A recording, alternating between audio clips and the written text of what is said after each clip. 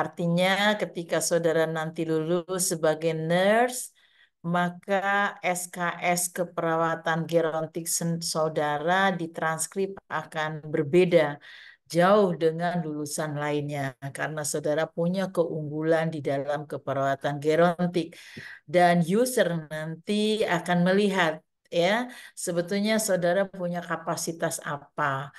Nah, mengapa juga di Poltekkes Kemenkes Jakarta 3 unggulannya adalah keperawatan gerontik? Saya kira sudah diceritakan harusnya dari awal ya, karena saat ini populasi lanjut usia, populasi orang di atas 60 tahun ke atas itu jumlahnya terus meningkat.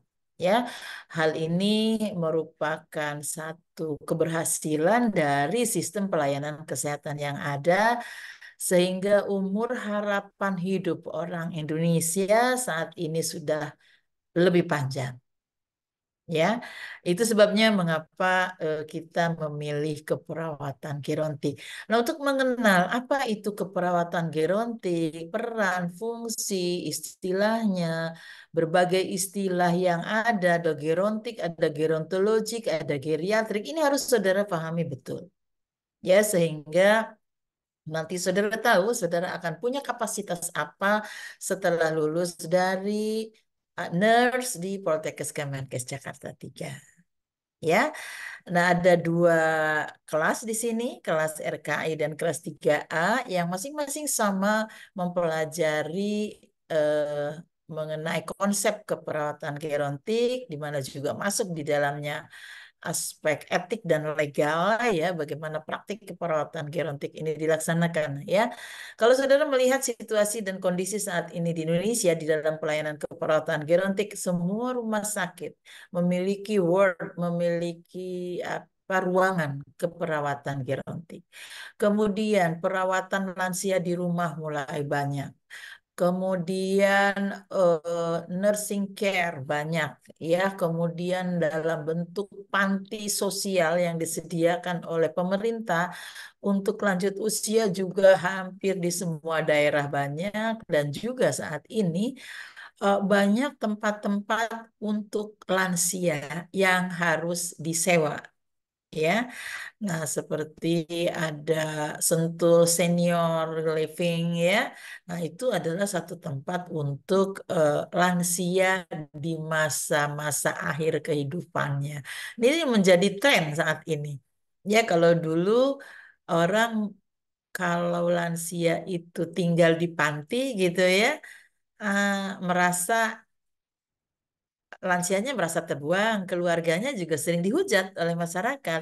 Tetapi kecenderungannya saat ini, lansia banyak yang sudah mempersiapkan dirinya untuk hidup pada saat lansia itu bersama-sama di panti. Ini sebuah kecenderungan yang harus kita cermati dan kita sikapi. Kita harus bagaimana memberikan pelayanan kepada mereka atau bagaimana membangun pelayanan-pelayanan kesehatan dan keperawatan di tempat-tempat yang saat ini menjadi tren. Ya, bahwa lansia sekarang menyiapkan dirinya untuk tinggal di sebuah tempat di mana di situ terdiri dari komunitas lanjut usia. Ya, oke. Nah ini sebuah peluang sebetulnya ya untuk perawat di dalam hal menciptakan lapangan pekerjaan untuk perawat itu sendiri. Baik, pada pagi hari ini ada kelompok 3 ya di RKI dan juga di kelompok 3 ya, maaf ya kalau saya salah maupun di 3A akan presentasi tentang apa itu konsep lansia.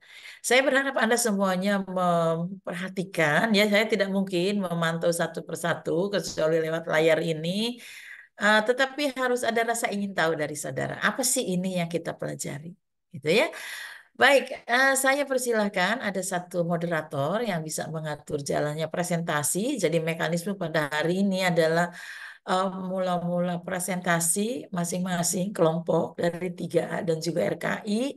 Dan sesudah itu dibuka diskusi, Anda bisa bertanya kepada dua kelompok itu manapun.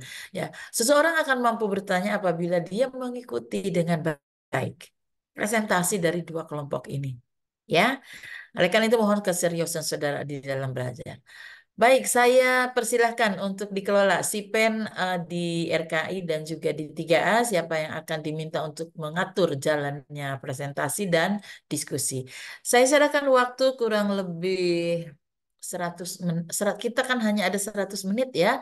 Mudah-mudahan diskusi dan presentasi cukup 70 menit ya atau 75 menit, sisanya nanti saya yang memberikan ulasan dan masukan terkait dengan konsep ini. Saya persilakan,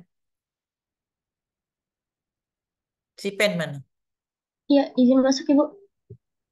Silakan. Ya, baik. Izin masuk, saya Rati Solagi Farah, sebagai CP dan moderator untuk perkuliahan pagi hari ini. Eh, Sebelumnya, terima kasih dan selamat pagi teman-teman yang sudah bergabung. Dan untuk Ibu Yeti, terima kasih sudah bergabung.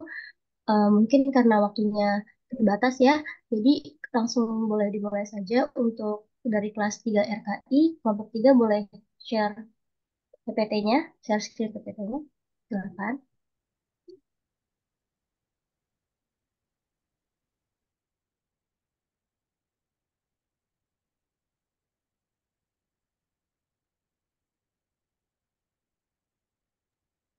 Ya baik, untuk presentasi hari ini dimulai dari kelompok 3 RKI dengan dengan tema konsep keperawatan gerontik yang akan dibawakan oleh kelompok 3. Next slide.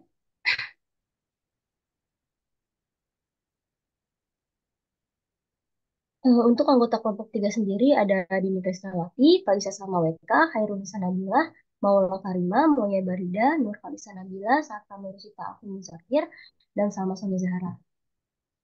Next. Untuk subbab yang akan dibahas di presentasi kali ini ada dari definisi keperawatan gerontik, tujuan keperawatan gerontik, fungsi, sifat pelayanan, dan jenis pelayanan lansia. Lalu yang terakhir ada legal etik dalam keperawatan gerontik. Slide. Untuk kelompok dipersilakan. Baik, yang pertama itu ada definisi keperawatan gerontik. Boleh next. Jadi keperawatan yang berkeahlian khusus merawat lansia itu pertama kali dinamakan geriatrik. Namun pada tahun 1976, nama tersebut diganti dengan nama gerontological, yang berasal dari kata geros, yaitu lanjut usia atau seseorang yang sudah mencapai 60 tahun ke atas, dan juga logos yang berarti ilmu. Jadi gerontologi itu adalah ilmu yang mempelajari tentang lanjut usia dengan masalah-masalah yang terjadi pada lansia, meliputi aspek biologis, sosiologis, psikologis, dan juga ekonomi. Nah, jadi gerontological nursing ini mencakup pemahaman yang lebih luas tentang penuaan, melibatkan aspek fisik, mental, sosial, dan juga emosional dari proses penuaan. Nah, perubahan istilah ini mencerminkan pendekatan yang lebih holistik terhadap perawatan lansia, di mana perhatian ini tidak hanya difokuskan kepada aspek medis atau fisik, tetapi juga memperhitungkan faktor-faktor lain yang mempengaruhi kesehatan dan kesejahteraan lansia. Lalu keperawatan gerontik ini sendiri didefinisikan sebagai suatu bentuk pelayanan profesional yang didasarkan pada ilmu dan kiat atau teknik keperawatan yang bersifat komprehensif, terdiri dari bio, psiko, sosio, spiritual, dan kultural yang holistik, yang ditujukan pada klien lanjut usia, baik sehat maupun sakit pada tingkat individu, keluarga, kelompok, dan juga masyarakat. Boleh di next? Eh, Mohon Baik. maaf, izin masuk. Kelompok untuk waktunya 25 menit ya, sampai 8.40. Mohon dimaksimalkan. Terima kasih. Baik, terima kasih moderator. Saya izin masuk. Sebelumnya apakah suara saya terdengar? Terdengar sampai Oke, baik. Saya lanjutkan ya. Di sini ada tujuan keperawatan gerontik. Bisa di next slide. Di sini ada 5 tujuan ya. Yang pertama itu adalah mempertahankan derajat kesehatan para lansia sehingga terhindar dari penyakit atau gangguan. Terus juga yang kedua di sini ada memelihara kondisi para lansia dengan aktivitas-aktivitas fisik dan mental, misalnya seperti senam di pagi hari. Biasanya kan tuh ada tuh di posyandu, di poli kesehatan untuk para lansia yang berkegiatan di pagi hari atau bisa juga merajut dan kegiatan lainnya. Terus yang ketiga di sini tertuju kepada petugas kesehatan yaitu untuk mengenal dan menegakkan diagnosa yang tepat dan dini bila mereka ini menemui para kelainan pada lansia. Terus yang keempat juga di sini ada mencari upaya semaksimal mungkin agar para lansia yang menderita suatu penyakit atau gangguan masih dapat mempertahankan kebebasan yang maksimal tanpa perlu suatu pertolongan. Dan yang terakhir di sini ada memberikan bantuan yang simpatik dan perawatan dengan penuh pengertian yang dimana biasanya ini tuh untuk memberikan bantuan moral dan perhatian yang maksimal sehingga kematiannya berlangsung dengan tenang atau comfortable death. Bisa di next slide. Ya, selanjutnya ada fungsi keperawatan gerontik.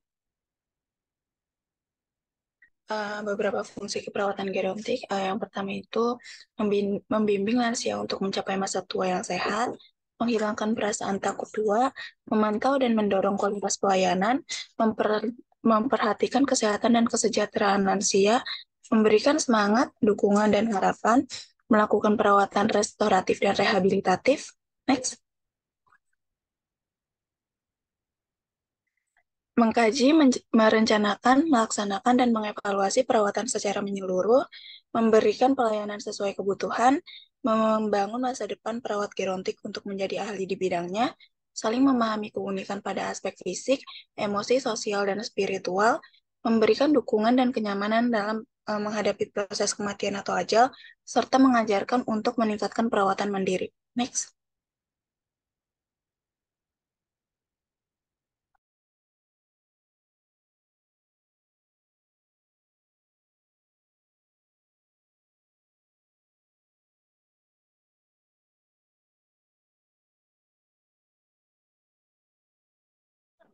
Udah. Oke, selanjutnya ada sifat pelayanan keperawatan gerontik. Ya, boleh di next. Nah, ini ada 4 aspek, yaitu independen, interdependen, humanistik, dan holistik. Kalau independen ini secara mandiri, berarti pelayanan ini tidak tergantung pada profesi lain, yang mana kita bisa mengerjakannya sendiri. Ini dapat memberikan perawatan dasar, dukungan sosial, bantuan dengan mengandalkan pengetahuan dan kemampuan dari kliennya itu sendiri. Nah, selanjutnya ada interdependen, berarti ini kita harus kerjasama nih dengan profesi kesehatan lain seperti dokter, ahli gizi, psikolog, dan lain-lainnya untuk memberikan perawatan yang lebih komprehensif dan menyeluruh.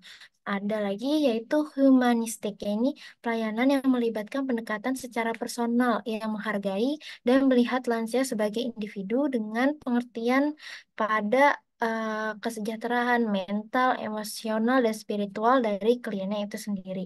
Lalu selanjutnya ada holistik.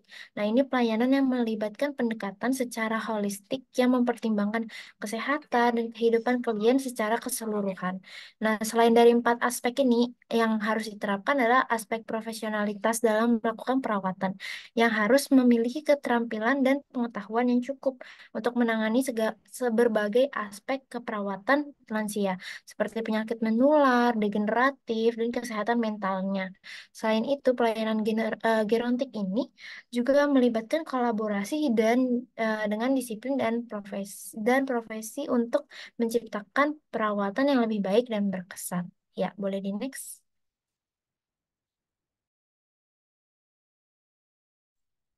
Iya, baik. Yang selanjutnya ini ada jenis pelayanan lansia. Next, please. Untuk jenis pelayanan lansianya sendiri, jadi di jenis pelayanan kesehatan itu kan terdapat terhadap lansia itu bisa meliputi ada upaya-upayanya dulu. Yang pertama itu bisa upaya promosi atau promotif, pencegahan atau preventif, dan ada upaya diagnosis dini dan pengobatan. Nah, untuk upaya yang pertama, ini ada upaya promosi atau promotif.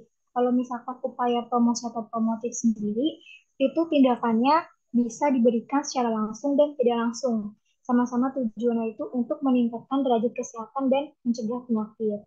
Nah, biasanya upaya promotif kayak kenapa sih harus dikasih upaya promotif atau promosi ini?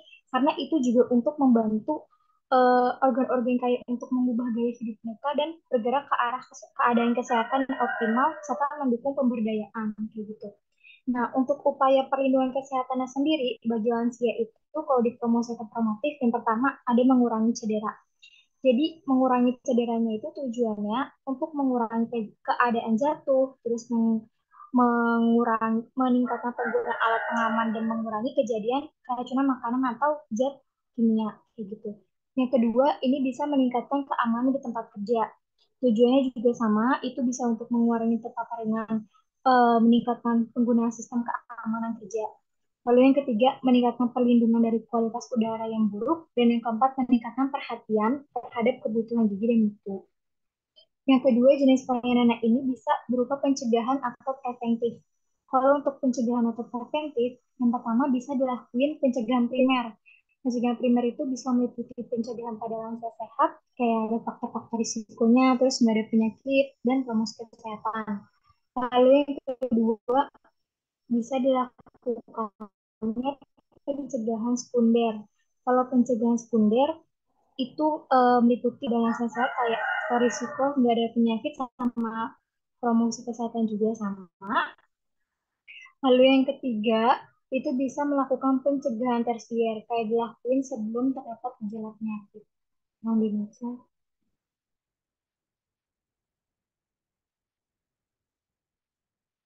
Yang bisa kamu dibaca. Yang ketiga selanjutnya ini ada jenis pelayanan diagnosis dini dan pengobatan. Untuk diagnosis dini dan pengobatan sendiri ini yang pertama diagnosis dininya. Jadi diagnosis dininya itu bisa dilakukan oleh lansianya sendiri gitu atau petugas profesional dan petugas institusi pun juga bisa.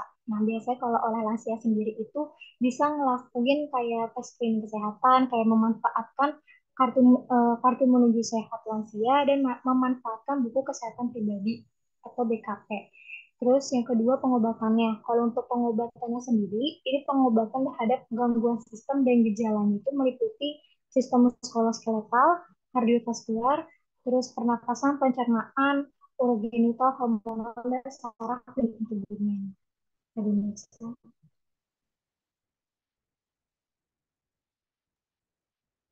Ya, baik. Selanjutnya yaitu ada program kesehatan untuk lansia. Jadi di dalam jenis pelayanan itu tentunya ada program. Yang pertama yaitu ada jenis pelayanan di posyandu lanjut usia. Jadi yang pertama itu ada pelayanan kesehatan yang meliputi pencatatan pada aktivitas sehari-hari pada lansia seperti mencatat pola makan, cara mandi atau rutinitas buang air, lalu kemampuan berjalan dan berpakaian. Setelah itu kemampuan untuk turun atau naik dari tempat tidur dan kemandirian lansia tersebut. Lalu selanjutnya yaitu lansia juga akan menerima beberapa pemeriksaan seperti screening, yaitu yang pertama adalah pemeriksaan kondisi mental, lalu pemeriksaan status gizi, selanjutnya yaitu ada pengukuran tekanan darah, lalu pemeriksaan laboratorium sederhana seperti tes kadar asam urat ataupun gula darah. Lalu selanjutnya yaitu ada pemberian makanan tambahan PMT. Jadi pada program pemberian makanan tambahan itu, Kadar Posyandu Lansia memberikan penyuluhan kepada para lansia mengenai makanan yang sehat dan bergizi yang perlu mereka konsumsi. Namun, untuk memudahkan para lansia menemukan bahan-bahan makanan tersebut, para tenaga kesehatan dan kader-kader ini tetap berpatokan dengan bagaimana budaya dalam daerah tersebut gitu. Bagaimana biasanya lansia itu menggunakan bahan makanan tersebut dengan kita itu menciptakan inovasi-inovasi untuk memperhatikan kebutuhan gizinya tersebut. Selanjutnya yaitu ada kegiatan olahraga yaitu seperti senam. Lalu yang keempat yaitu ada kegiatan non kesehatan yaitu seperti arisan atau kegiatan kerohanian ataupun kegiatan ekonomi produktif seperti berjualan, berkebun ataupun membentuk forum diskusi. Next slide. Ya, yang selanjutnya yaitu ada jenis pelayanan di puskesmas santun lanjut usia. Jadi program ini adalah sebuah pendekatan secara proaktif untuk lansia dalam mendukung peningkatan kualitas hidup dan kemandirian para lansia dengan aspek promotif, preventif, kuratif, dan rehabilitatif. Nah, di dalam pelayanan puskesmas lanjut usia ini memiliki ciri-ciri, yaitu yang pertama pelayanan baik dan berkualitas dan sopan. Lalu selanjutnya yaitu memberikan kemudahan dalam pelayanan kepada lansia. Selanjutnya yaitu memberikan keringanan atau penghapusan biaya pelayanan kesehatan bagi usia lanjut dari keluarga miskin atau yang tidak mampu. Selanjutnya yaitu memberikan dukungan dan bimbingan pada lansia agar tetap hidup sehat dan mandiri. Lalu selanjutnya yaitu melakukan pelayanan yang proaktif untuk bisa menjangkau sebanyak mungkin para pekerja puskesmas. Selanjutnya yaitu melakukan kerjasama dengan lintas program.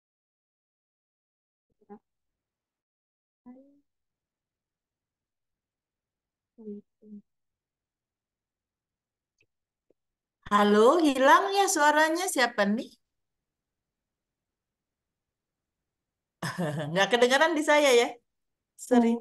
Iya Ibu, izin untuk Nurhaliza Nabila, mungkin bisa diperjelas lagi suaranya.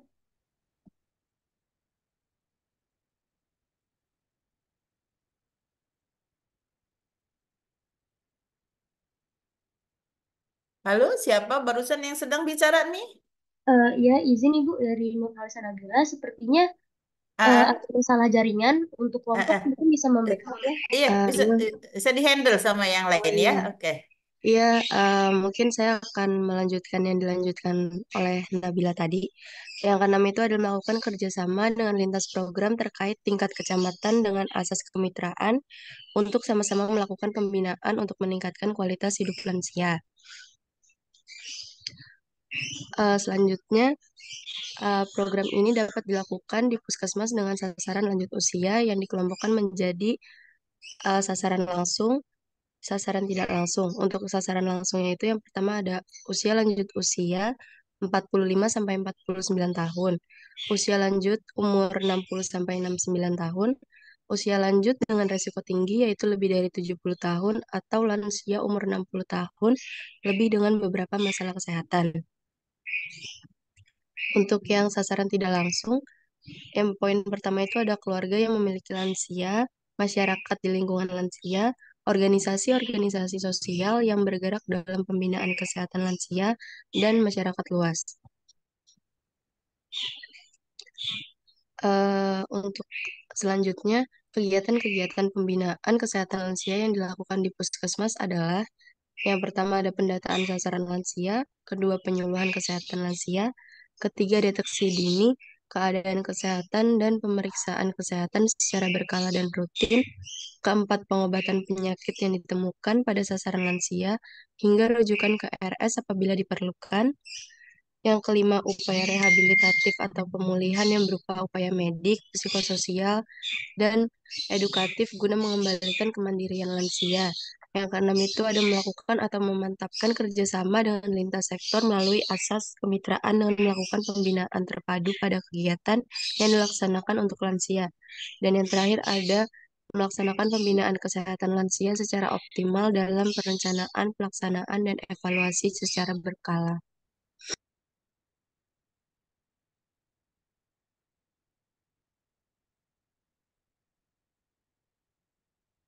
Ya, selanjutnya ada legal etik dalam keperawatan gerontik.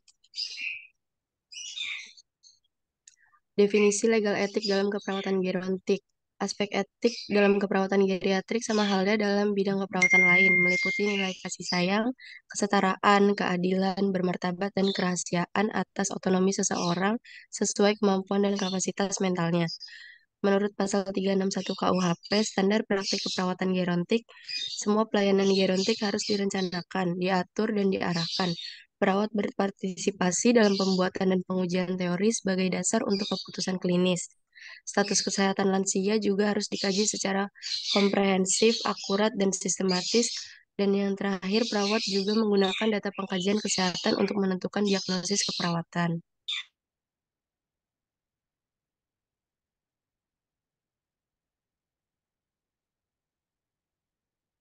Ya, selanjutnya yaitu prinsip etik pada lansia. Yang pertama yaitu kejujuran. Kejujuran dalam hal ini yaitu menyampaikan kebenaran pada setiap klien dan untuk meyakinkan bahwa klien itu sangat mengerti. Contohnya dalam memberikan asuhan keperawatan pada lansia, perawat mengatakan dengan jujur dan menggunakan bahasa yang mudah dimengerti oleh pasien lansia. Selanjutnya yaitu keadilan. Keadilan di sini memberikan perlakuan yang sama bagi semua pasien. Contohnya saat memberikan asuhan keperawatan pada pasien lansia, perawat secara adil memberikan asuhan tanpa membeda-bedakan status sosial pasien yang menjadi tanggung jawabnya. Selanjutnya yaitu non-malfeasance and beneficence, yaitu tidak menimbulkan bahaya atau cedera fisik dan psikologis dan melakukan sesuatu yang baik kepada pasien. Contohnya dalam memberikan asuhan keperawatan pada lansia tidak menimbulkan bahaya atau cedera fisik pada pasien lansia yang menjadi tanggung jawabnya. Dan untuk melakukan kebaikan yaitu contohnya perawat dalam memberikan asuhan keperawatan dilakukan dengan sungguh-sungguh dan profesional semata-mata untuk kesembuhan pasien. Selanjutnya itu otonomi, keyakinan bahwa individu mampu berpikir logis dan mampu membuat keputusan sendiri. Maksudnya di sini perawat menghargai hak-hak klien dalam membuat keputusan tentang perawatan dirinya. Contohnya perawat dalam memberikan asuhan keperawatan kepada lansia menghargai bahwa lansia juga butuh rasa aman dan nyaman selama dilakukan perawatan. Terakhir yaitu ada menepati janji, menghargai janji dan komitmennya terhadap pasien. Dalam hal ini perawat setia pada komitmennya dan menepati janji serta menyimpan rahasia pasien. Contohnya itu saat memberikan asuhan keperawatan pada lansia dan di akhir kegiatan perawat membuat kontrak bahwa besok akan bertemu pukul 8 di tempat yang sama, maka diupayakan janji itu ditepati karena selain akan membuat kecewa pasien bila tidak ditepati, juga akan mengganggu pemberian asuhan dan komunikasi nanti. Selanjutnya. Selanjutnya itu ada landasan hukum di Indonesia. Berikut beberapa landasan hukum yang terkait secara langsung atau tidak langsung dengan lansia. Yaitu yang pertama Undang-Undang Nomor 4 Tahun 1965 tentang pemberian bantuan bagi lansia. Yang kedua yaitu Undang-Undang Nomor 14 Tahun 1969 tentang ketentuan pokok mengenai tenaga kerja. Yang ketiga yaitu Undang-Undang Nomor 6 Tahun 1974 tentang ketentuan produk kesejahteraan sosial. Yang keempat yaitu Undang-Undang Nomor 3 Tahun 1982 tentang jaminan sosial tenaga kerja.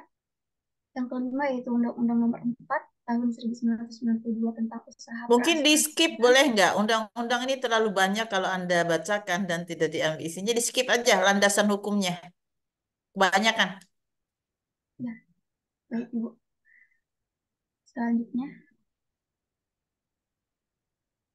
Selanjutnya itu bentuk permasalahan yang dihadapi oleh lansia itu yang pertama itu produk hukum. Banyak produk hukum yang belum mempunyai petunjuk teknis sehingga sering menimbulkan permasalahan.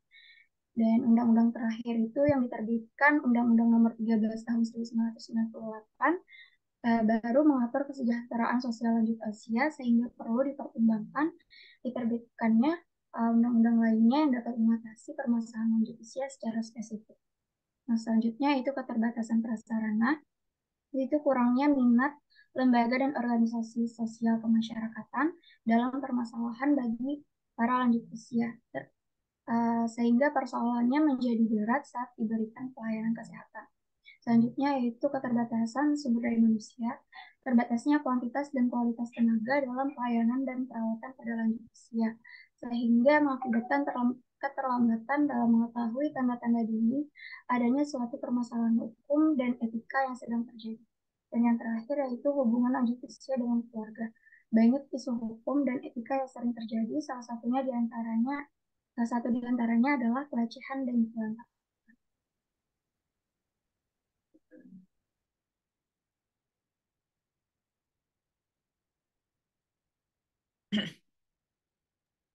Selanjutnya.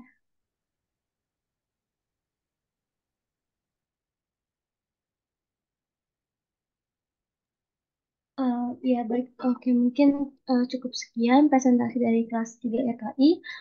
Untuk teman-teman yang ingin bertanya ke kelas 3 RKI, mohon dicatat dulu pertanyaannya. Setelah kelas A presentasi akan dibuka sesi untuk diskusi. Untuk kelas 3A, kelompok 3, mungkin bisa di-share screen PPT-nya.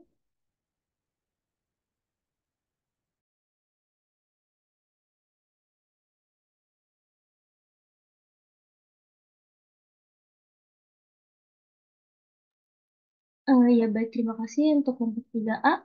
Eh, Materinya adalah konsep kepelautan genetik. Next slide. Untuk kelompok 3 ada anggotanya ada Adinda Cahya, Adinda Dwi Pertiwi, Fazwa Firdayanti, Fitri Alena Bila, Galuh Fitri Kusuma Ningtyas, Najwa Afifah. Next slide.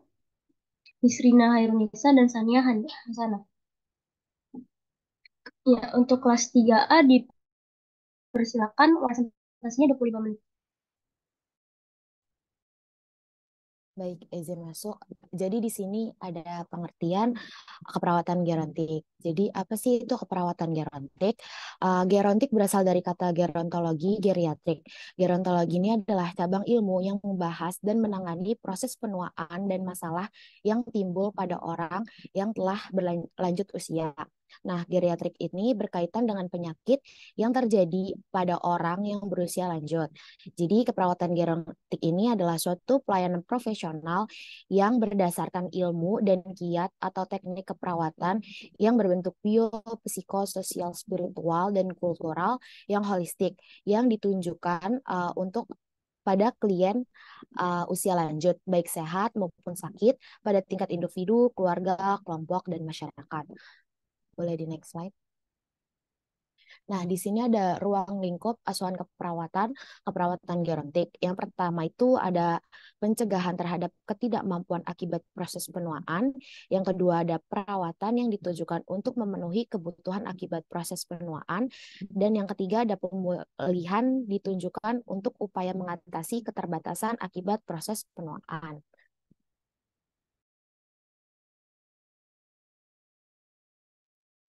Selanjutnya ada tujuan keperawatan gerontik. Yang pertama, tujuannya itu untuk lansia dapat melakukan kegiatan sehari-hari secara mandiri dengan peningkatan kesehatan, pencegahan penyakit, dan pemeliharaan kesehatan. Lalu untuk mempertahankan kesehatan serta kemampuan mereka yang usianya telah lanjut dengan perawatan dan pencegahan penyakit. Lalu membantu mempertahankan serta membesarkan daya hidup atau semangat hidup klien lanjut usia. Lalu menolong dan merawat klien lanjut usia yang menderita penyakit atau gangguan tertentu baik kronis maupun gangguan penyakit akut. Lalu merangsang petugas kesehatan untuk dapat mengenal dan melakukan diagnosis dan dini bila mereka menemukan kelainan tertentu pada klien lansia dan mencari upaya semaksimal mungkin agar klien lanjut usia yang menderita suatu penyakit atau gangguan masih dapat mempertahankan kebebasan yang maksimal tanpa perlu pertolongan memelihara kemandirian secara maksimal. Bisa di next. Selanjutnya ada fungsi keperawatan gerontik. Selanjutnya, jadi menurut Oliopoulos tahun 2005, fungsi perawat gerontik adalah untuk membimbing orang pada segala usia untuk mencapai masa tua yang sehat, lalu menghilangkan perasaan takut tua, menghormati hak orang dewasa yang lebih tua, dan memastikan yang lain melakukan hal yang sama juga, lalu memantau dan mendorong kualitas pelayanan, memperhatikan serta mengurangi risiko terhadap kesehatan dan kesejahteraan, mendidik dan mendorong pemberian layanan kesehatan, membuka kesempatan lansia supaya mampu berkembang sesuai kapasitasnya, dan mendengarkan semua keluhan lansia dan memberikan dukungan. Selanjutnya,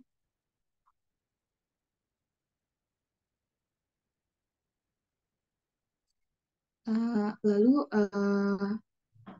fungsi selanjutnya memberikan semangat, dukungan, dan harapan pada lansia menerapkan hasil penelitian dan mengembangkan pelayanan keperawatan melalui kegiatan penelitian, melakukan upaya pemeliharaan dan pemulihan kesehatan, melakukan koordinasi dan manajemen keperawatan, melakukan pengkajian, merencanakan, melaksanakan, dan mengevaluasi perawatan individu dan perawatan secara menyeluruh pada lansia, memberikan pelayanan sesuai dengan kebutuhan lansia, membangun masa depan perawat gerontik untuk menjadi ahli di bidangnya, saling memahami keunikan pada aspek fisik, emosi, sosial, dan spiritual. Bisa di next. Lalu fungsi selanjutnya yaitu mengenal dan mendukung manajemen etika yang sesuai dengan tempat kerja, memberikan dukungan dan kenyamanan dalam menanggapi proses kematian, mengajarkan untuk meningkatkan perawatan mandiri dan kebebasan yang optimal pada lansia. Selanjutnya, selanjutnya ada sifat pelayanan keperawatan gerontik.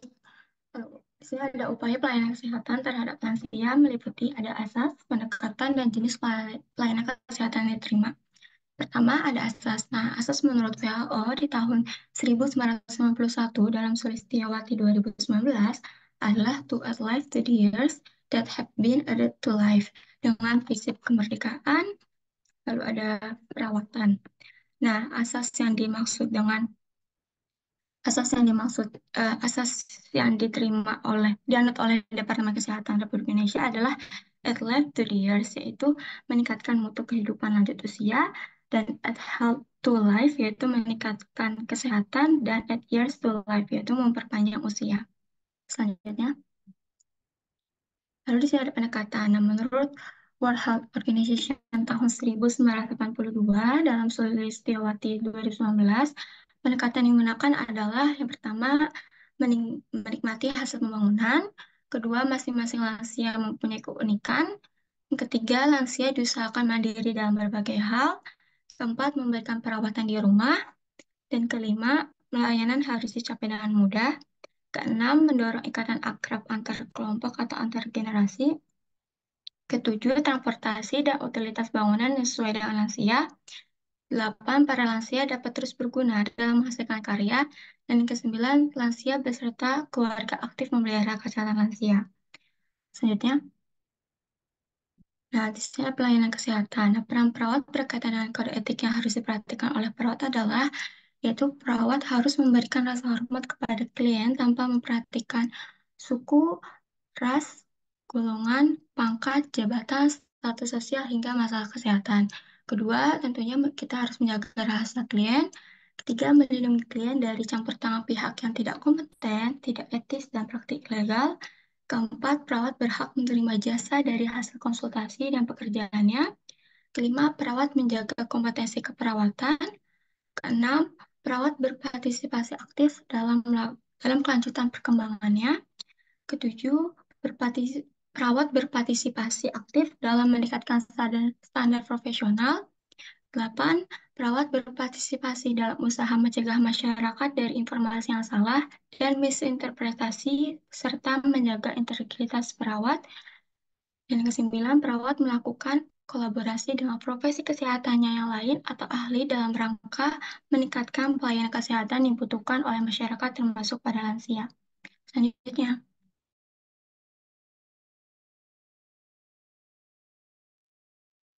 Ya, selanjutnya ada jenis pelayanan lansia, bisa di next. Di sini ada nursing home. Nursing home ini merupakan suatu institusi yang memberikan pelayanan khususnya pada perawatan klien yang memerlukan waktu yang lama, di mana pihak klien ini tidak mampu untuk melakukan perawatan secara mandiri. Pengelompokan nursing home ini ada dua, yaitu perawatan jangka pendek, yaitu 1-6 bulan, di mana pasiennya ini memiliki penyakit terminal, terus memerlukan rehabilitasi jangka pendek, terus kondisi medisnya itu tidak stabil, dan memiliki penyakit subakut. Lalu pada perawatan jangka panjang ini biasanya lebih dari 6 bulan. Di sini pasiennya itu memiliki gangguan kognitif yang sulit direhabilitasi, terus pasiennya memiliki gangguan fisik yang sulit direhabilitasi, atau pasiennya memiliki kedua gangguan tersebut. Bisa di next. Sistem nursing home ini ada dua, Yang pertama ada electronic health record atau catatan kesehatan elektronik, di mana sistem catatan kesehatan elektronik ini telah digunakan di bidang kesehatan lainnya. Terus pengaturan perawatan untuk meningkatkan alur kerja dan kualitas perawatan. Terus memungkinkan semua staf panti jompo ini untuk mengakses dan mendokumentasikan catatan elektronik, memberikan kesempatan untuk real time dan komunikasi antar anggota staf. Lalu yang kedua ini ada telehealth. Ini mencakup berbagai informasi elektronik dan teknologi telekomunikasi untuk mendukung sambungan jarak jauh, perawatan kesehatan klinis, dan kegiatan terkait melalui konferensi video, aplikasi berbasis internet, media streaming, dan layanan berbasis telepon. Terus sebagai contohnya ini dalam pengaturan perawatan akut ini biasanya penggunaan tablet atau robot telepresence. Iya, jenis lainnya itu ada panti sosial lansia. Nah, di sini ada contohnya, ini ada di Jakarta Timur ya. Terus merajuk pada Peraturan Menteri Sosial Nomor 19 tahun 2012 tentang pedoman pelayanan sosial lanjut usia. Pada pasal 7 itu tercantum bahwa pelayanan dalam panti itu dilakukan dengan tujuan untuk meningkatkan kualitas hidup, kesejahteraan, dan terpenuhinya kebutuhan dasar lanjut usia. Nah, jenis pelayanan yang diberikan di dalam panti itu ada 5. Yang pertama itu ada tempat tinggal. Jadi lansia ini diberikan tempat tinggal yang bersih, sehat, aman, nyaman, dan pokoknya tuh yang layak bagi lansia.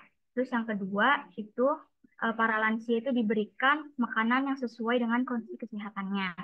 Terus yang ketiga ada pemanfaatan waktu luang. Jadi lansia ini diberikan kesempatan untuk melakukan kegiatan atau aktivitas yang positif, bermakna, dan produktif seperti contohnya melakukan senam pagi, terus membaca buku, terus membuat karya-karya, atau melakukan hobi-hobinya. Terus selanjutnya itu ada bimbingan mental dan agama yang ditujukan untuk mengatasi masalah emosional dan psikologis. Terus yang kelima, ini ada pelayanan bagi lansia dalam panti diberikan, jadi pelayanan lansia di panti itu diberikan sampai dengan lansia itu meninggal. Nah, selanjutnya ini ada kebijakan dalam pelayanan lansia. Jadi menurut Undang-Undang Nomor 13 Tahun 1998 dengan Pasal 3 tentang kesejahteraan sosial itu uh, menyatakan bahwa upaya meningkatkan kesejahteraan sosial lanjut usia itu meliputi empat ada 4 ya. Yang pertama itu pelayanan bimbingan fisik, itu penyediaan menu makanan tambahan sesuai dengan kalori yang dibutuhkan. Terus yang kedua itu ada pelayanan bimbingan keagamaan, itu serangkaian kegiatan yang bertujuan untuk meningkatkan iman dan ketakwaan kepada Tuhan Yang Maha Esa. Terus selanjutnya itu ada pelayanan bimbingan sosial. Jadi itu diberikan dalam rangka menciptakan hubungan sosial secara serasi dan harmonis di antara lanjut usia, petugas, pimpinan lembaga, dengan masyarakat. Terus yang keempat itu ada pelayanan bimbingan keterampilan. Diberikan untuk mengisi waktu luang, meningkatkan produktivitas agar dapat menambah penghasilan. Nah, seperti peternakan, pertanian, keterampilan memijat, membuat barang-barang kerajinan, dan lain-lain.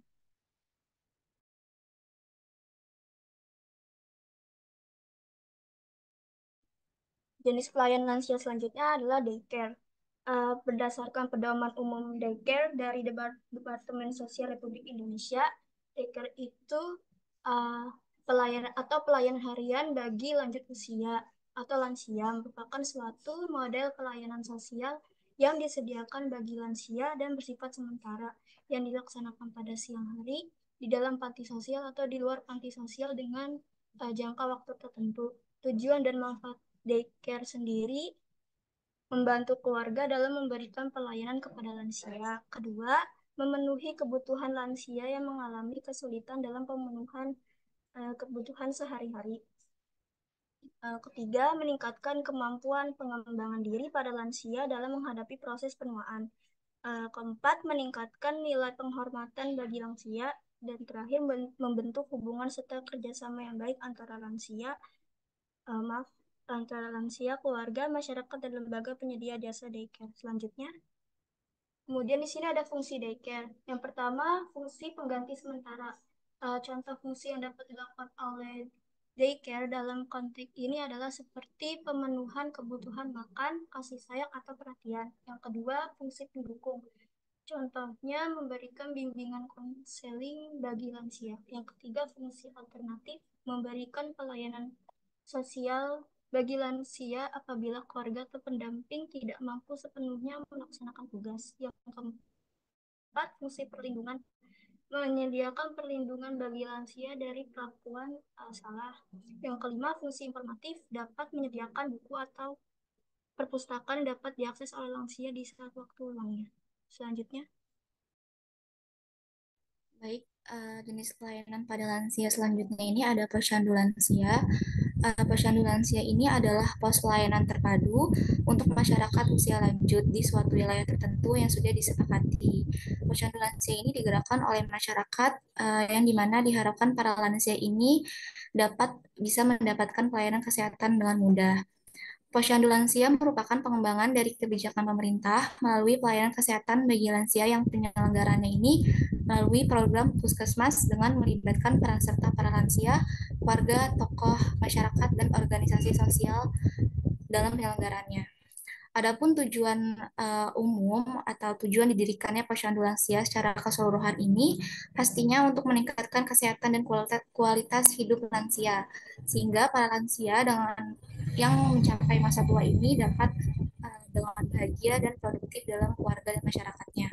Dan tujuan khususnya ini yang pertama, informasi tentang status kesehatan lansia, seperti pencatatan dan pemantauan untuk mengetahui lebih awal penyakit lansia yang diderita atau ancaman masalah kesehatan yang dihadapi dengan mencatat perkembangannya ini biasanya dalam buku pedoman pemeliharaan kesehatan usia. Yang kedua ada kapasitas dan peran keluarga dan masyarakat dalam merawat lanjut usia.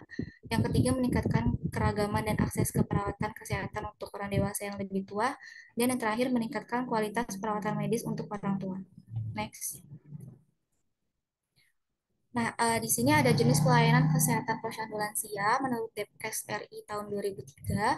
Yang pertama ini mengidentifikasi aktivitas hidup sehari-hari yang berkaitan dengan aktivitas hidup dasar seperti makan, minum, berjalan, mandi, berpakaian, bangun tidur, dan buang air kecil. Selanjutnya ada tes status mental yang dilakukan saat proses mental lansia mulai menurun. Yang ketiga pengukuran berat dan tinggi badan seperti yang tadi dijelaskan. Lansia ini kan harus dilakukan deteksi dini atau screening, itu adanya pengukuran berat dan tinggi badan, lalu adanya mengukur tekanan darah, lalu selanjutnya pengaturan glukosa dalam urin, pengaturan protein dalam urin pada tahap awal penyakit ginjal, dan adanya konseling kesehatan dan gizi. Next. Di sini juga ada kegiatan lain yang dapat dilakukan di posyandu lansia yang disesuaikan dengan kebutuhan dan keadaan setempat. Yang pertama ini ada panduan gizi atau PTM yang berfokus pada kesehatan dan gizi lansia. Yang isi dari panduan gizi ini seperti contoh menu gizi yang bisa dibuat oleh keluarga lansia dengan bahan-bahan yang bersumber secara lokal. Yang kedua ini ada kegiatan olahraga yang bisa dilakukan para lansia seperti senam, jalan kaki, dan kegiatan lain yang dirancang untuk meningkatkan kebugaran jasmani pada lanjut usia.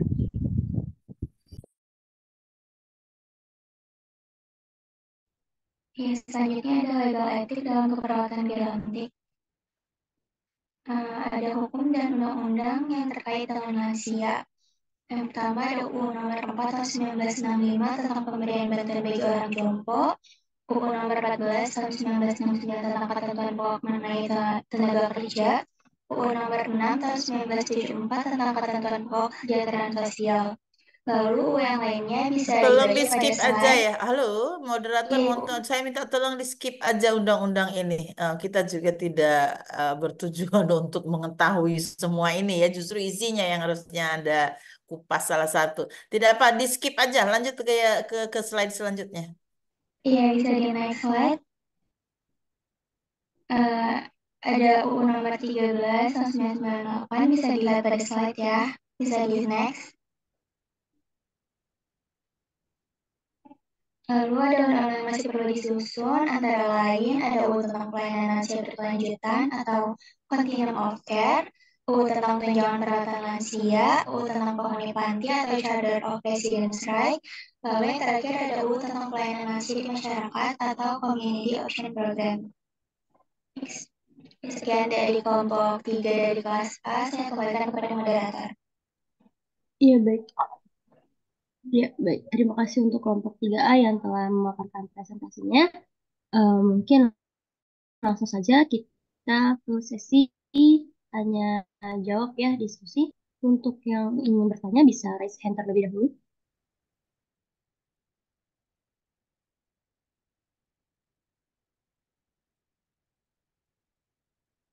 Sesi diskusi ini terbuka untuk kelompok 3 RKI dan juga 3A ya.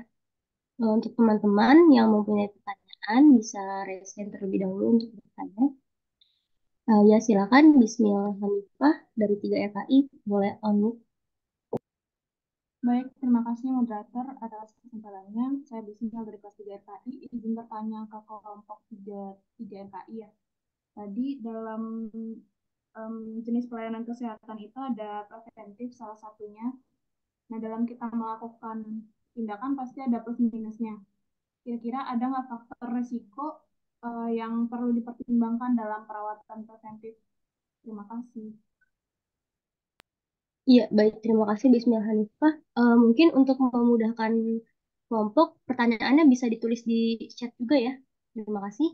Lalu selanjutnya dari kelas 3A ada Novia Setianingsih. Silakan unmute. Ya, sebelumnya terima kasih moderator. Izin, saya Novia Sensi dari kelas 3A, izin bertanya kepada kelompok. Dalam sistem nursing home ini, bagian telehealth, selain bermanfaat untuk staf, dapat mengakses catatan elektronik, apakah ada manfaat lain untuk para lansia yang ada di nursing home ini? Terima kasih. Iya, baik. Terima kasih Novia. Untuk kelompok mohon dicatat ya pertanyaannya untuk Novi juga untuk memudahkan kelompok boleh ditulis di room chat ya. Terus selanjutnya ada Dinda Ramadhani, silakan unmute. Baik, terima kasih moderator atas kesempatannya. Izin saya Dina Ramadhani, izin bertanya kepada kelompok 3A. Tadi dijelaskan oleh kelompok mengenai jenis pelayanan lansia. Nah, salah satunya itu ada daycare. Untuk daycare sendiri itu biasanya kegiatannya berlangsung berapa lama? Apakah ada kegiatan untuk menginap pada lansia dan untuk pelayanan daycare sendiri itu mencakup pelayanan apa saja? Terima kasih.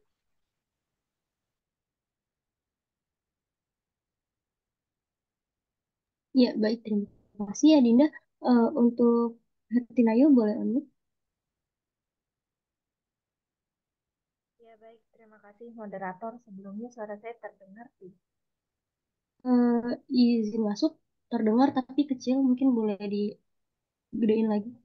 Ya, izin moderator, izin bertanya tadi terutama buat kelompok 3 RKI. Tadi kan di kelompok ini membahas salah satunya bentuk permasalahan yang dihadapi, lalu menyebutkan di sini ada keterbatasan prasarana di mana terdapat kurangnya minat lembaga dan organisasi sosial kemasyarakatan dalam permasalahan bagi para lanjut usia. Di sini yang ingin saya tanyakan itu kenapa bisa lembaga dan organisasi kemasyarakatan sosial tersebut ini tidak berminat mengatasi permasalahan remaja, sedangkan bukannya menjadi tugas mereka juga untuk membantu mengatasi permasalahan dari lansia itu sendiri. Kurang lebih seperti itu pertanyaan saya, moderator. Terima kasih. Ya baik, Ayu, untuk memudahkan kelompok boleh ditulis ya di room chat pertanyaannya. Ya untuk mungkin untuk sesi kali ini untuk terakhir pertanyaan dari Angelina Putri silakan nanti kalau misalnya ada yang mau bertanya lagi akan dibuka termin lagi ya. Silakan Angel. Ya, baik, terima kasih moderator. Izin bertanya untuk kelompok dan Ibu Yeti. Saya sebenarnya penasaran aja Bu, semisal lansia yang emang basicnya kesehatan ya Bu, seperti Ibu Yeti atau dosen-dosen keperawatan yang memang akan menjadi lansia. Kan pastinya Ibu sangat paham banget untuk memelihara kesehatan ya Bu. Nah, saya penasaran Bu, kira-kira pelayanan apa yang bisa kita lakuin atau terapkan untuk lansia seperti dosen-dosen kita atau yang punya basic kesehatan juga, Bu. Terima kasih. Pertanyaannya lucu. Oke, terima kasih. Siapa Angelina Putih ya? Oke, Iya, iya. silakan moderator. Nantilah saya jawab ya. Oke. Baik, terima kasih Angel. Boleh dibantu ditulis di room chat ya. Mungkin untuk saat ini 5 pertanyaan dulu dan kelompok bisa menjawab. Nanti jika waktu untuk sesi diskusi masih ada, akan dibuka kesempatan untuk bertanya lagi ya teman-teman. Untuk kelompok jika sudah ada yang memiliki jawaban, boleh raise hand dan nanti dipersilakan untuk unmute.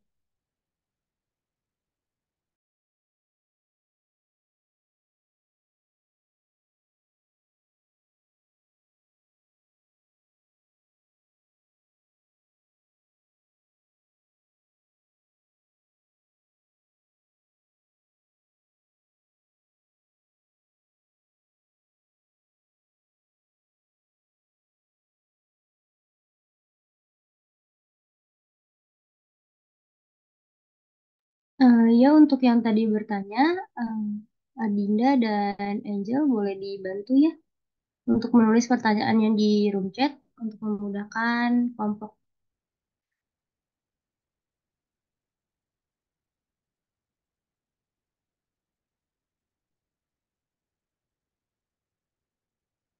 Ya, untuk kelompok boleh langsung menjawab ya.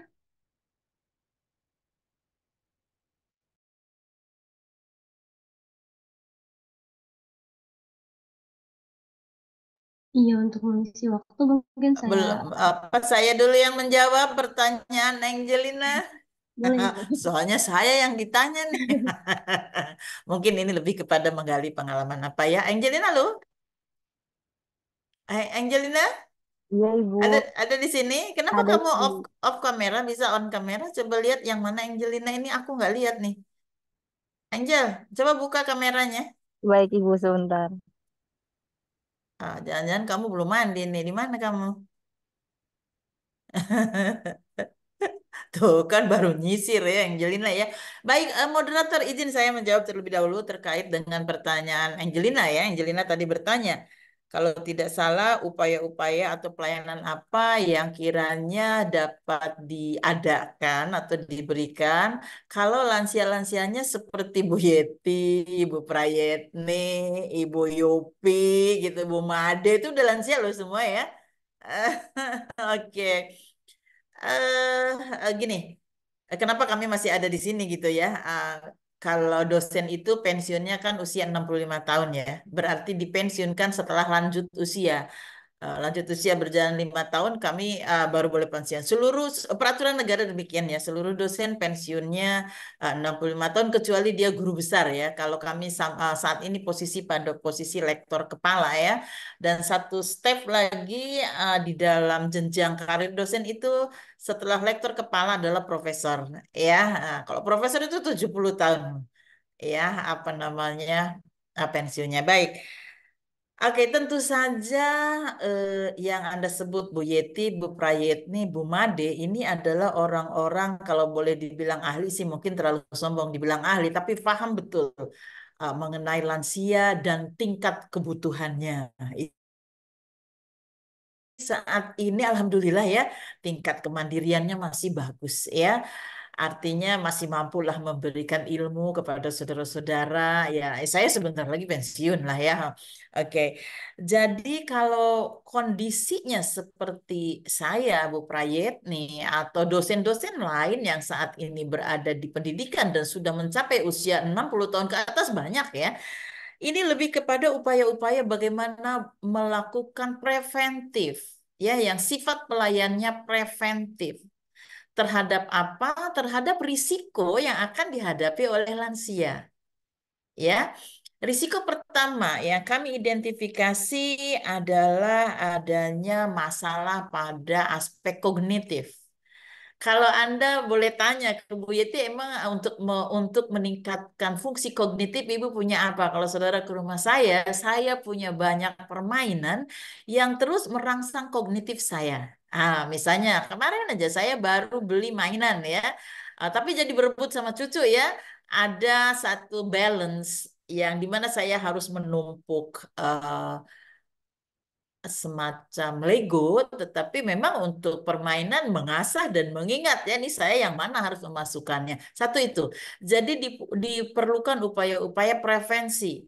Pertama adalah terhadap aspek kognitif. Jangan sampai kita mengalami gangguan fungsi kognitif. Bayangkan kalau dosen punya gangguan fungsi kognitif gitu, terus gimana ngajarnya ke mahasiswa ya? Ah, membaca buku, membaca Al-Quran itu upaya-upaya yang dilakukan. Harus. Dan itu diupayakan sebetulnya sejak pra-lansia. Bukan saat ini sesudah masuk ke usia lansia. Sebelum 60 kita sudah tahu apa yang harus dilakukan. Yang kedua dari aspek psikologis. Ya kita tak paham betul. Tentu kita punya keluarga, punya anak, punya suami. Itu diedukasi mereka dalam rangka mempersiapkan saya ya bahwa proses lansia ini akan demikian. Begitu juga keluarga disiapkan. Itu aspek psiko dan aspek sosial ya. Kita berada pada kelompok-kelompok yang memang membangun. Saya tetap aktif di dalam organisasi di mana itu memerlukan apa yang saya punya. Saya aktif di organisasi profesi Persatuan Perawat Nasional Indonesia. Saya aktif di lembaga akreditasi mandiri. Saya aktif di Asosiasi Institusi Pendidikan Keperawatan Indonesia. Kemudian juga saya aktif di pengajian di kompleks saya. Jadi itu diperlukan tatanan sosial di mana seorang lansia bisa aktif. Tidak diem aja di rumah atau hanya satu dua aktivitinya. Sehingga persis saya tidak pernah punya waktu luang. Ya, dalam satu minggu sampai dengan hari Minggu itu tetap bekerja sesuai dengan keterampilan yang saya miliki. Mohon maaf ya, jadi saya karena yang ditanya kayak Bu Yeti apa? Ya, jadi memang apa yang harus dilakukan secara sosial dibutuhkan berbagai wahana untuk activity.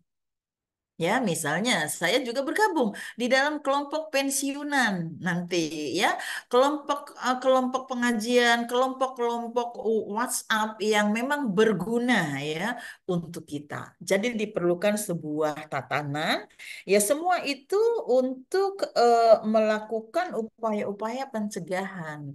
Sudahlah kalau urusan fisik ya, yang namanya olahraga dan lain sebagainya. Dan sudah terasa sebetulnya beberapa perubahan fisik itu terjadi. Dan itu segera harus kita lakukan upaya-upaya pencegahannya ya. Jadi kalau Angelina ingin tahu, kalau untuk dosen-dosen seperti ini apa sih plan satu lagi? Kami perlu lembaga yang memberikan upaya-upaya preventif sejak pralansia dengan berbagai activity atau kegiatan yang merangsang terutama aspek psike, aspek kognitif, dan aspek sosial.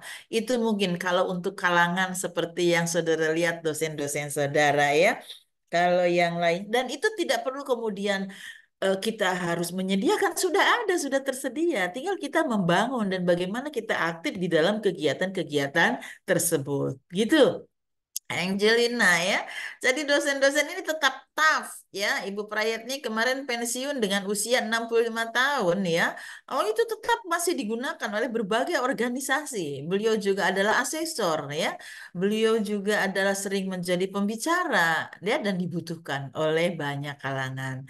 Ya mungkin itu yang saya minta sih kalau Anda mau menyediakan sebuah lembaga upaya prevensi untuk mencegah terjadinya banyak hal yang dapat terjadi pada lanjut usia.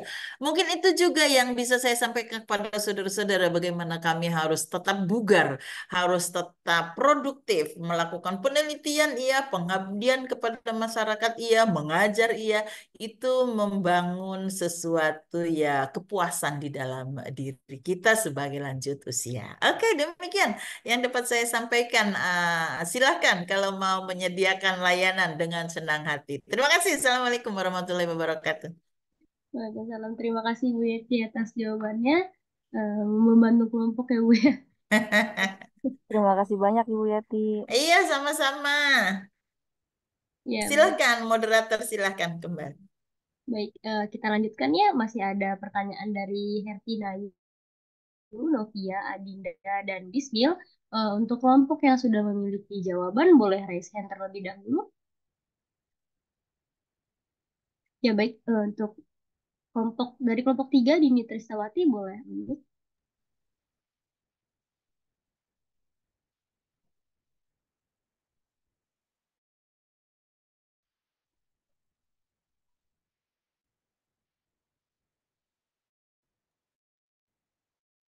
Dini, apakah sudah bisa menjawab?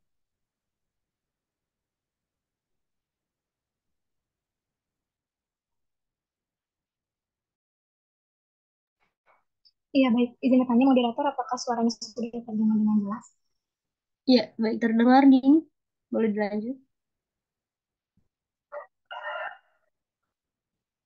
Iya, baik. Terima kasih, moderator. Saya Dini Trisawati izin menjawab pertanyaan dari Bismil Hanifah. Pertanyaan yang perlu dipertimbangkan dalam perawatan preventif.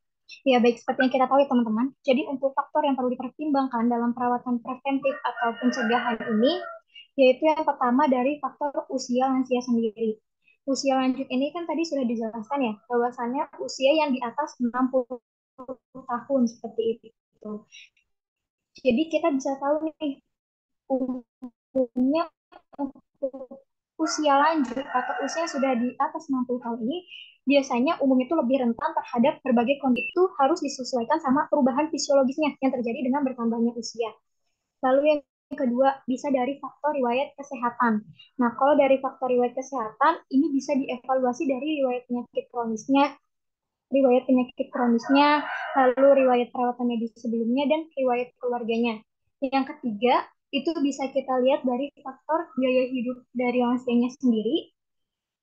Nah, seperti yang kita tahu juga, untuk beberapa kesehatan yang bisa mempengaruhi kesehatan lansia, itu kan ada perilaku hidup sehat, kayak contohnya itu ada pola makan, olahraga, kayak gitu kan, sama ada yang kayak kebiasaan merokok. Nah, faktor-faktor ini tuh perlu dievaluasi gitu, untuk kita kasih saran yang sesuai dengan perawatan preventif atau pencegahan yang akan diberikan kepada lansia tersebut. Lalu yang keempat, ini bisa dari faktor nutrisi dan dietnya. Kayak gitu. Untuk nutrisi dan dietnya ini bisa diberikan perawatan preventif kayak penilaian diet dan status nutrisi yang untuk membantu merancang rekomendasi nutrisi yang sesuai. Seperti itu. Untuk tambahannya akan dijelaskan oleh rekan saya, dipersilakan.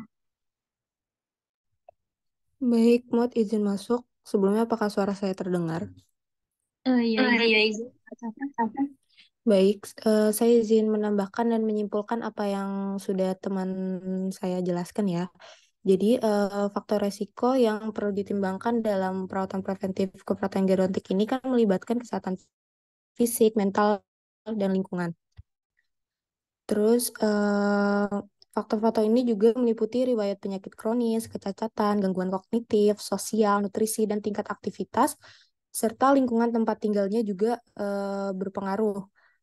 Dan dukungan sosialnya juga dapat memengaruhi kesejahteraan lansia.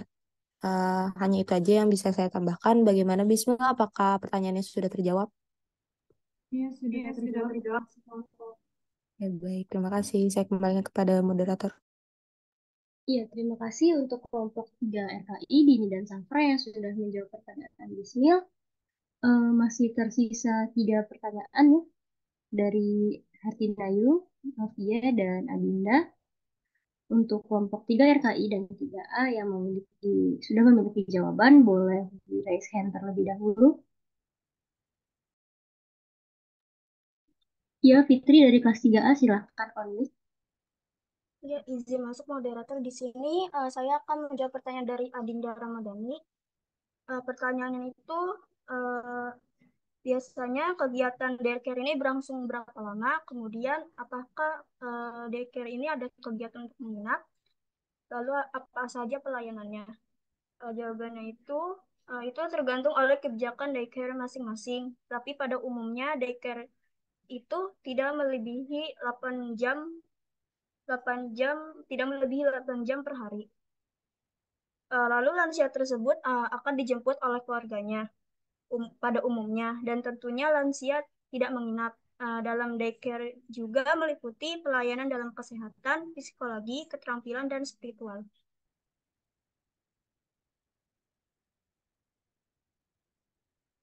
Apa sudah terjawab, Adinda Ramadhani? Sudah terjawab. Terima kasih Fitri Alia. Ya, terima kasih Fitri untuk jawabannya. Masih ada dua pertanyaan lagi ya dari Bayu dan Novia.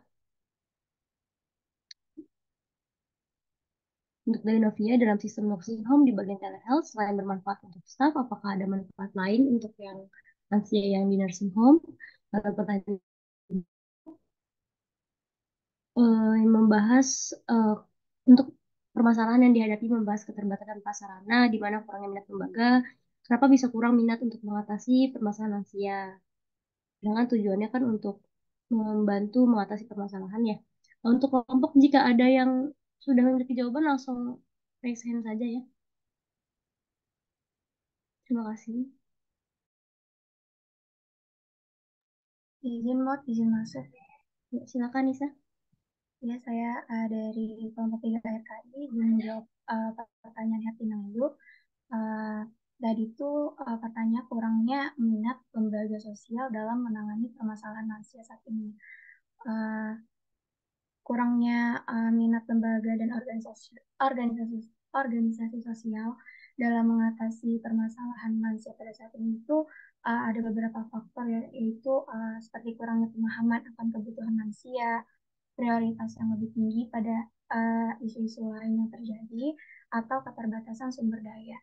Selain itu juga stigma terhadap penuaan dan kurangnya kesadaran masyarakat tentang pentingnya mendukung lansia juga dapat mempengaruhi minat lembaga dan organisasi sosial. Mungkin beberapa pihak juga melihat permasalahan lansia ini sebagai tanggung jawab pribadi atau keluarga dan bukan tanggung jawab lembaga atau organisasi sosial. Untuk itu, pendidikan dan peningkatan kesadaran dapat membantu mengubah persepsi ini, dan advokasi untuk memperjuangkan kebutuhan lansia dapat membantu menarik perhatian lembaga dan organisasi sosial untuk berperan dalam menangani permasalahan ini. Sekian, saya kembalikan ke moderator. Iya, baik. Terima kasih Nisa. Untuk Nayu, apakah sudah terjawab? Iya, izin moderator, sudah cukup terjawab. Terima kasih. Ya, baik. Terima kasih untuk pertanyaannya, dan Hairunisa Nabila, terima kasih untuk jawabannya. Tersisa satu pertanyaan lagi ya dari Novia kelas 3A. Untuk kelompok 3A, jika ada yang memiliki jawaban, boleh langsung raise hand ya.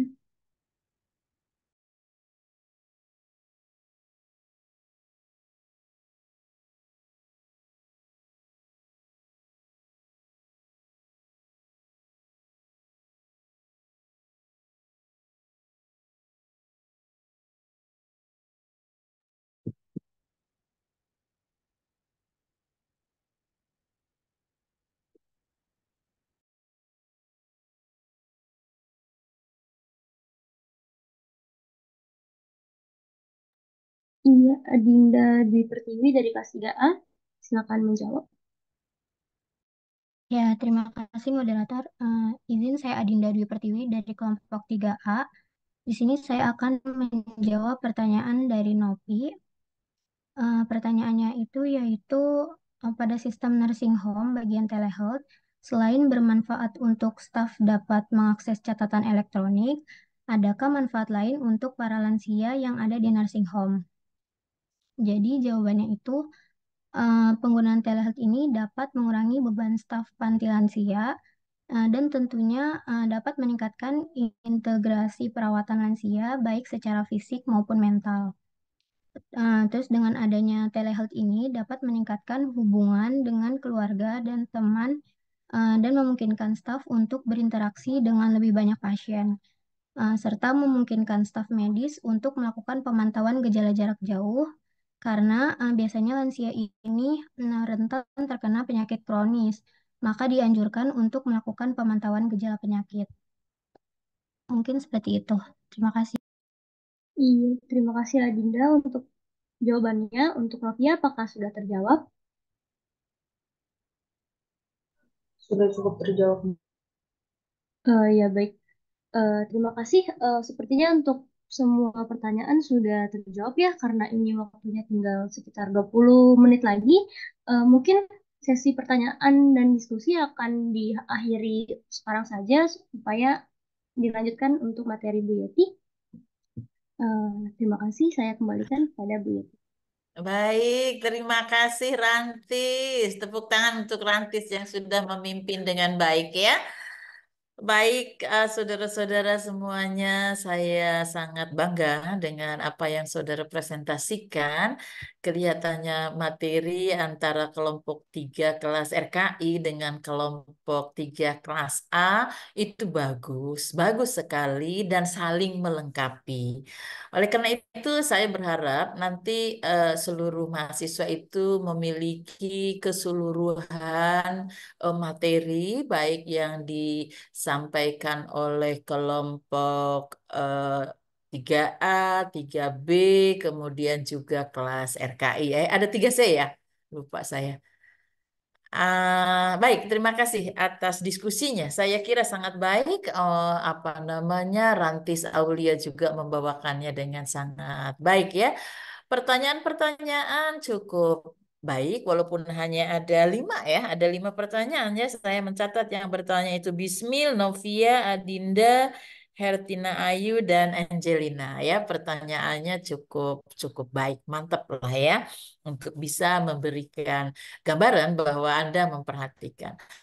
Baik, saudara-saudara yang saya hormati, saya mungkin hanya ingin menyampaikan saja ya, dari keseluruhan yang saya amati dari awal sampai dengan akhir diskusi, disimpulkan bahwa saudara sudah mengungkap bahwa lanjut usia baik di dunia maupun di Indonesia pada saat ini dan di masa yang akan datang itu mendapat perhatian serius, baik itu dari sektor kesehatan, sosial kemasyarakatan, bidang kesejahteraan, dan lain sebagainya.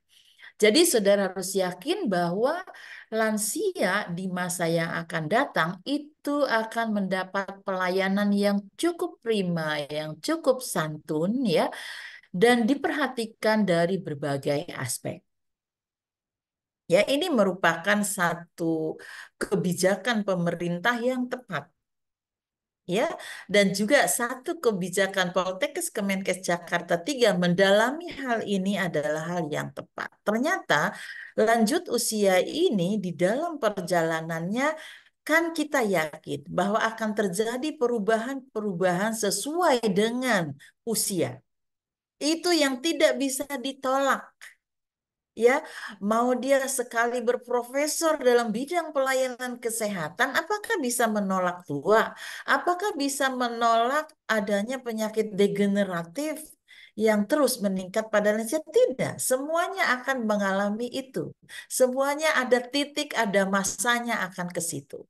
Nah, yang kita harapkan di dalam pelayanan kesehatan khususnya ya, kita akan berupaya sedapat mungkin ya lansia ini mengalami penurunan kesehatan selambat mungkin. Jadi lansia sama-sama usia 60. Tetapi saudara harus tahu bahwa tidak sama orang 60 tahun itu kondisinya. Tidak bisa secara matematis 60 tahun akan begini, akan begitu, tidak. Nah, ini sangat bergantung kepada kehidupan setiap orang pada masa sebelum memasuki masa lansia. Jadi, menjadikan lansia itu sehat bukan pada saat dia memasuki usia 60. Harus dilakukan preparing, ya, sebelum memasuki usia lanjut itu. Nah, itu yang dipikirkan oleh pemerintah. Maka tadi dikatakan sifat daripada pelayanan lansia ya, ada promotif, ada preventif, ada kuratif, ada rehabilitatif, itu tepat. Tetapi lebih diharapkan seperti yang tadi ditanyakan Angelina. Kalau lansia itu sebetulnya apa sih yang saat ini dibutuhkan? Terutama kita-kita yang tahu kesehatan, adalah lembaga-lembaga yang bisa melakukan upaya-upaya pencegahan. Misal, satu hal, risiko-risiko yang paling tinggi pada lanjut usia adalah risiko jatuh. Nah, bagaimana masyarakat harus paham, keluarga harus paham, mencegah supaya lansia tidak mengalami jatuh. Ya, ini harus dilakukan upaya yang sangat sangat masif di keluarga. Kenapa? Kalau saudara nanti pergi ke rumah sakit, ke geriatric ward, ya, tempat perawatan lansia, coba lihat prosentasenya di situ penyakit apa yang banyak jatuh, fraktur pada lansia. Ya, sehingga tingkat ketergantungan lansia terhadap keluarganya itu menjadi sangat tinggi dan ini menjadi beban. Nah, oleh karena itu kita sebagai perawat atau tenaga kesehatan harus melakukan upaya-upaya pencegahan terhadap risiko-risiko yang terbanyak. Tadi ada yang bertanya ya, Bismil kalau tidak salah ya, risiko-risiko pada lansia yang perlu di prevent. Yang pertama kali adalah jatuh, yang kedua adalah demensia. Orang dengan demensia ketergantungannya tinggi. Orang dengan fraktur ketergantungannya tinggi. Dan itu akan membuat pemberi pelayanan kesehatan seperti perawat atau caregiver ataupun dokter ataupun rehabilitasi ini akan menjadi sangat besar. Dan mereka akan menjadi beban. Nah, bagaimana lansia supaya tidak menjadi beban? Tetapi tingkat kemandiriannya harus ditingkatkan, dijaga. Salah satu atau salah duanya adalah kondisi risiko yang paling akan membuat lansia ketergantungan adalah jatuh dan demensia. Saya kira Anda sudah mengenal apa yang disebut dengan geriatric syndrome. Yang 14I sudah kenal 14I? Inkontinensia gitu ya. Ini belum. Kalau belum nanti saya coba ingatkan Ibu Siti Maryam ya ini ya. Untuk bisa dikenali. Jadi ada giant syndrome.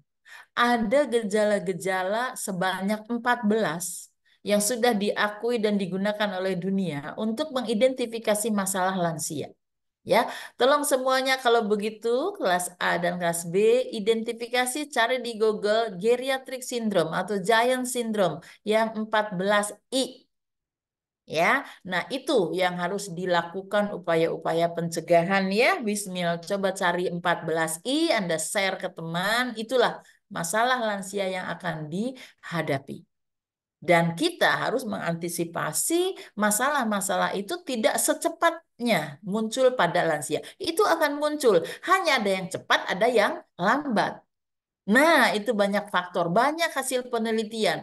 Mengapa lanjut usia di desa ya tingkat kemandiriannya jauh lebih mandiri dibanding dengan lanjut usia yang ada di perkotaan. Ya, lanjut usia di desa usia 80 masih mandiri. Ya, tetapi coba bandingkan dengan yang ada di perkotaan. Ini banyak penelitiannya. Anda silakan searching yang membandingkan lanjut usia kehidupannya di daerah urban dan di perkotaan. Ya. Oke, saya mungkin sedikit menyoroti dari aspek legal ya. Kalau yang lainnya saya kira sudah oke. Gini saudara-saudara kalau belajar aspek legal ya tadi aspek etik banyak dibahas oleh RKI. Eh, saya tidak begitu lihat tadi ya yang di A apakah ada aspek etik sama saja sih aspek etik di dalam melakukan perawatan lansia. Perawat itu dasarnya selalu apa yang sudah dikemukakan tadi. Tapi aspek legal begini. Tadi Anda kebanyakan mengemukakan berbagai legal. Legal itu artinya regulasi. Regulasi itu adalah aturan. Banyak sekali peraturan dari mulai level perundang-undangan sampai dengan permen yang mengatur lanjut usia. Nah, saudara sebagai nurse nanti di dalam merancang asuhan pelayanan keperawatan kepada lanjut usia baik individu, kelompok maupun komunitas ya, itu harus didasarkan pada regulasi yang ada. Tapi karena kita ini dari bidang kesehatan, maka regulasi yang ada itu harus lebih banyak didalami regulasi dari aspek kesehatan. Bukan berarti tidak boleh Anda mempelajari bagaimana kesejahteraan lansia akan diperhatikan melalui regulasi yang ada ya. Tetapi saya kira ada beberapa yang belum tersampaikan tadi dan Anda harus pelajari itu. Anda nurse, Anda akan bersinggungan dengan regulasi. Ya, sehingga diperlukan pemahaman. Izin saya men-share regulasi-regulasi yang terkait dengan pelayanan kesehatan lansia. Mungkin saudara pernah dengar yang namanya apa itulah puskesmas santun lansia dan sebagainya ya. Saya kira itu penting dipelajari dan ada hal yang saya minta Terlihat belum dukungan regulasi slide saya? Belum? Izin belum terlihat Oh, itu. belum. Oke, sebentar. Kalau gitu, kok belum terlihat ya? Sebentar ya, saya share dulu.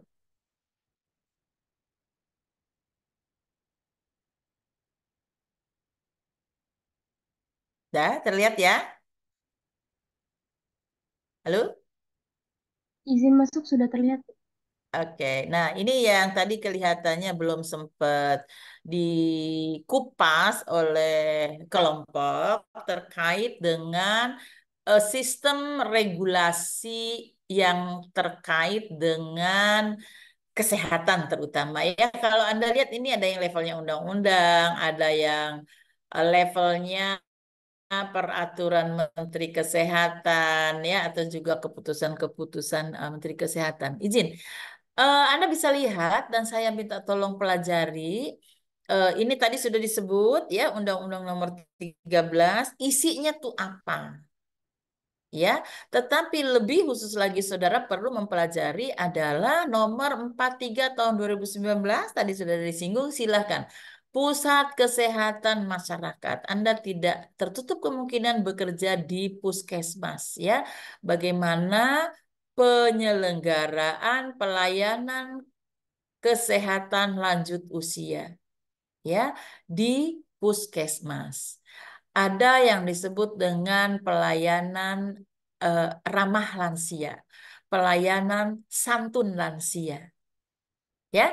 Nah, kalau yang Permenkes 25 2016, Saudara boleh saja melihat ini adalah rencana aksi nasional tentang kesehatan lansia, juga komplit melihat supaya Saudara tahu ya akan seperti apa pelayanan lanjut usia 2019-2024 ini sudah ada. Anda silahkan searching.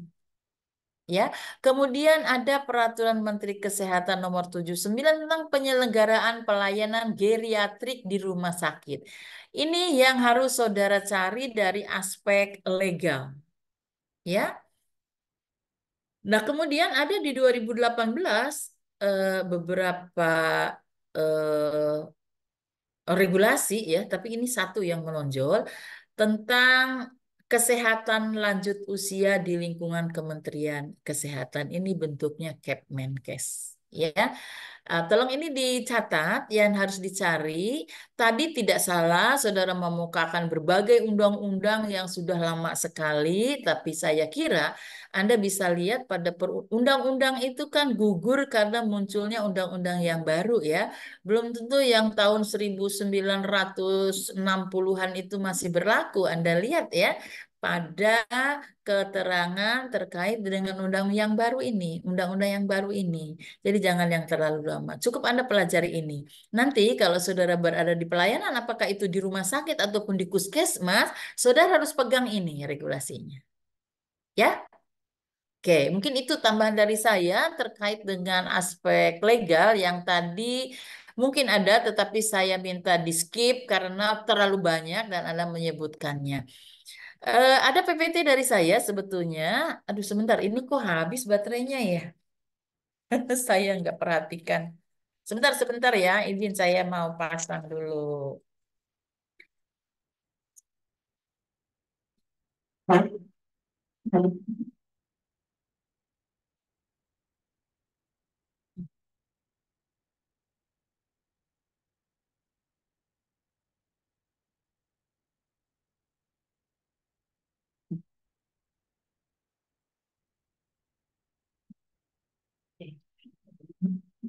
Baik, maaf ya, terganggu sedikit. Ini lupa pasang chargernya. Baik, saya kira itu ya jadi saudara harus aware jadi nanti semua stakeholder di mana tahu Poltekkes Kemenkes Jakarta 3 punya keunggulan ini ya. Saudara akan dicari oleh pusat-pusat pelayanan lansia, baik itu puskesmas maupun rumah sakit. Karena kita sudah sampaikan bahwa keunggulan dari Poltekkes Kemenkes Jakarta 3 lulusannya akan sangat mampu menguasai asuhan keperawatan lansia, baik upaya-upaya promotif, kuratif, rehabilitatif ya terhadap kasus-kasus lanjut usia ya. Mungkin itu yang bisa saya simpulkan. Terima kasih sekali lagi atas presentasinya, atas pembelajarannya. Mungkin saya tadi ada PR-nya satu, cari yang namanya Giant Syndrome atau eh, geriatric syndrome yang 14 sebagai lanjutan dari sini. Mengapa itu penting? Karena saudara nanti di dalam sistem pelayanan akan mengacu kepada pemecahan masalah itu. Yang kedua tadi aspek regulasi ya. Cukup Anda pelajari bagaimana sistem pelayanan kesehatan lanjut usia di pusat kesehatan masyarakat maupun geriatrik di rumah sakit. Ya, beberapa istilah mungkin Anda perlu clearkan juga. Apa itu geriatrik? Apa itu gerontologik?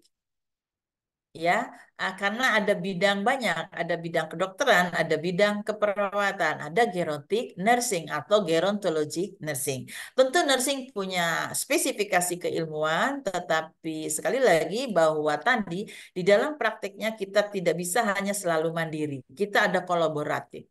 Tadi ada interdependent gitu ya. Ada yang independen, ada interdependent atau kolaboratif dengan disiplin ilmu yang lain. Demikian, saya kira ini sudah bisa memberikan gambaran tentang apa sih keperawatan gerontik itu. Ya, oke, baik. Terima kasih sekali lagi. Saya ucapkan terima kasih. Kalau saudara di makalah mau menambahkan sedikit saja dulu tergantung terkait dengan regulasi itu akan sangat baik ya. Makalahnya ditambahkan dengan regulasi pelayanan gerontik di puskesmas dan geriatrik di rumah sakit sesuai dengan permen yang barusan saya sampaikan. Saya hanya mendapatkan beberapa hal yang memang itu penting diketahui oleh saudara nanti sebagai seorang nurse ya. Baik, saya kembalikan ke moderator. Mana tadi moderator tuh namanya Rantis ya? Mana Oh Rantis iya, tadi? baik. Oke, Izin Rantis. masuk, Ibu.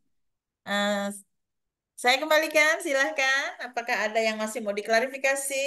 Iya, baik. Terima kasih Bu Yeti atas penjelasannya terkait tugas untuk mencari tentang 14 sindrom ya, geriatric giant dan aspek regulasi, serta apa Eh, itu perbedaan geriatrik dan gerontologi, apakah tugasnya akan dikumpulkan atau dijadikan pembelajaran saja untuk kami?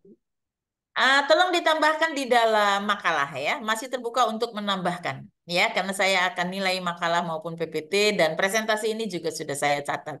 Ya, saya mencatat semua ya, proses dari awal sampai akhir, setiap mahasiswa yang bertanya, setiap mahasiswa yang menjawab, konten, lingkup isi itu sudah saya catat semuanya ya. Oke, terima kasih. Nanti saya kira yang 14I supaya Anda serius, tuliskan dan share itu di kelas. Ya, oke. Untuk teman-teman, sebelum saya akhiri, ini tadi saya sudah ada eh, mencari link untuk 14 geriatric syndrome. Good.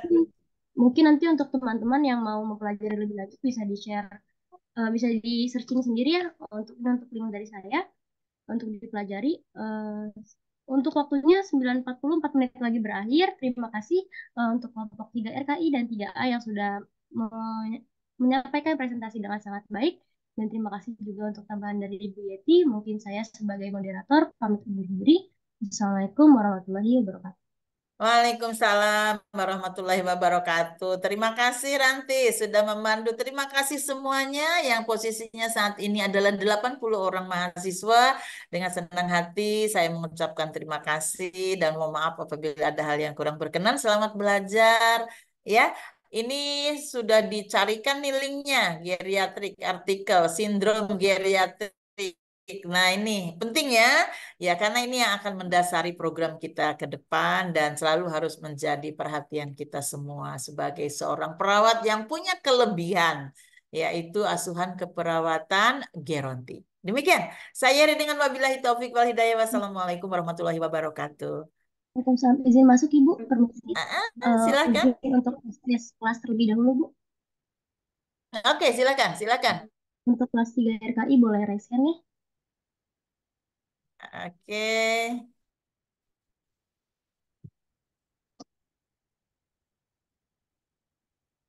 Iya, baik. Untuk slide pertama.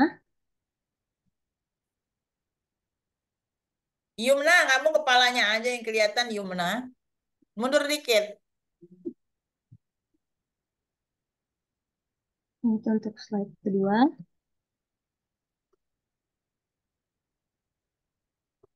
Ya, boleh diambil alih untuk kelas IPN kelas 3A untuk screenshot ya. Terima kasih. Untuk kelas 3A mohon resen dan cam ya. Mohon sebentar ya, Bu. Ya, siap.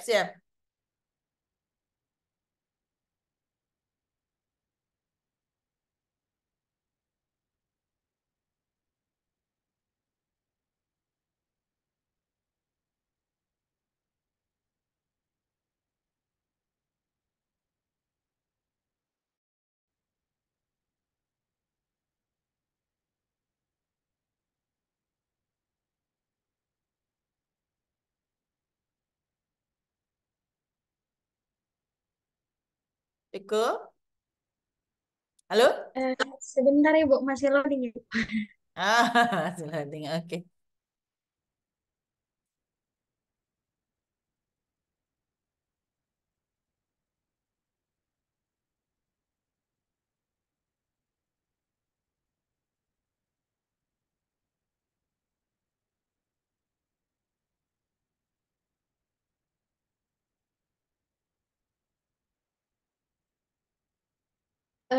Baik Ibu, sudah Ibu. Terima kasih Bu. Sudah, baik. Terima kasih ya. Sekali lagi, selamat belajar. Ada kuliah sini? Ada Ibu, habis ini ada kuliah. Oke, baik. Terima kasih. Daftar hadir mungkin akan lebih baik supaya seragam Anda manual aja ya. Nah, saya sudah lihat ini apa kehadiran semuanya. Baik, terima kasih. Saya izin keluar dari room ya. Yuk, selamat belajar.